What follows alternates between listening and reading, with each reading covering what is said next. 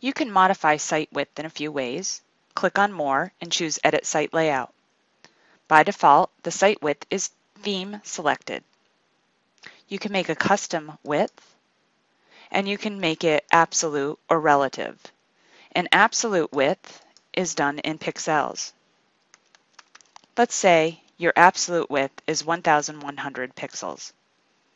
That means that no matter what screen or monitor this website appears on, it will always be 1,100 pixels wide. You can choose relative width of percent so that you want this site to take up 75% of the screen. A small screen, a large screen, any resolution setting, doesn't matter. This site will always take up 75% of the screen that it's on. Go ahead and choose your width setting and then click on Close.